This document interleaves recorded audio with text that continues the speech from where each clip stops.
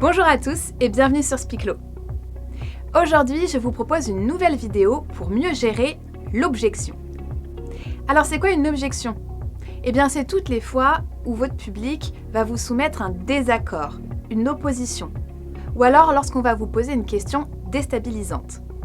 C'est important d'apprendre à gérer ces moments qui vont venir vous perturber pour ne pas perdre en crédibilité et pour rester leader de votre prise de parole. Il y a 6 étapes clés à respecter pour mieux gérer les objections. Première étape, je suis sûre que vous allez la deviner. Ne vous démobilisez pas physiquement. Pensez à votre non-verbal et votre paraverbal, je ne vous le dirai jamais assez. Vous devez rester ancré, solide tout au long de votre prise de parole.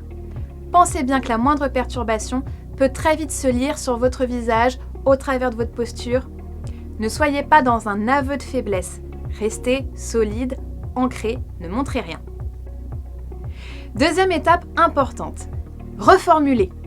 On entend souvent parler de cette étape de la reformulation. Mais pourquoi? Il ne s'agit pas simplement de reformuler pour reformuler. Il y a 3 enjeux dans la reformulation. Premièrement, acter le désaccord, et c'est important. Votre interlocuteur doit se sentir pris en compte, doit se sentir écouté. S'il a l'impression que vous ne considérez pas son objection, il continuera de vous embêter. Deuxième enjeu, vous allez peut-être pouvoir dégonfler l'objection. En reformulant, en reprenant les mots de votre interlocuteur, il va les entendre dans votre bouche et peut-être que de lui-même, il va aussi vouloir reformuler.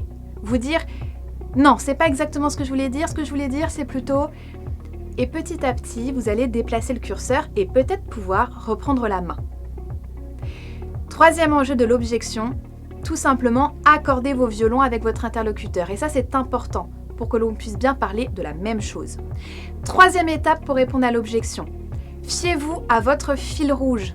Souvenez-vous, vous avez construit votre discours. Vous avez une structure claire, un fil d'Ariane qui est votre filet de sécurité. Ne vous en éloignez pas trop. Attention de ne pas prendre un chemin de travers sur lequel vous embarquerez votre interlocuteur. Un chemin que vous ne maîtriseriez pas. Il faut rester le plus possible près de votre fil, quitte à avancer de nouveaux arguments, à réexpliquer certains points, mais essayez de ne pas trop vous éloigner de ce que vous maîtrisez. Quatrième étape, refaites lien avec votre interlocuteur. Montrez-lui de nouveau pourquoi votre sujet le concerne, pourquoi c'est important pour lui. Avancez peut-être un nouvel exemple qui soit plus à son échelle, qui soit plus parlant pour lui. Cinquième étape, si les précédentes n'ont pas fonctionné, n'hésitez pas à recadrer, vous en avez le droit. Si on vous embête trop, il ne s'agit pas de rentrer dans la confrontation, ce qui va vous décrédibiliser aux yeux des autres. Vous avez le droit de notifier le désaccord. Ok, on n'est pas d'accord, mais je vous propose qu'on en parle un peu plus tard, plus calmement, afin de ne pas perturber le bon déroulé de la séance ou l'attention de vos collègues. Et sixième et dernière étape, il s'agit parfois d'accepter l'objection. Ayez conscience que certains de vos interlocuteurs ne seront là que pour vous embêter et qu'en aucun cas ils ne voudront entendre raison. Encore une fois, ne rentrez jamais dans la confrontation et dans une discussion qui s'éternise. Il faut savoir faire un pas de côté, perdre une bataille pour gagner la guerre. Vous l'avez compris, il y a donc ces 6 étapes clés qui vous aideront à mieux gérer l'objection. L'enjeu en tout cas, c'est de ne pas céder à votre émotion. Si vous sentez que la colère monte, que l'agacement monte, pensez à respirer.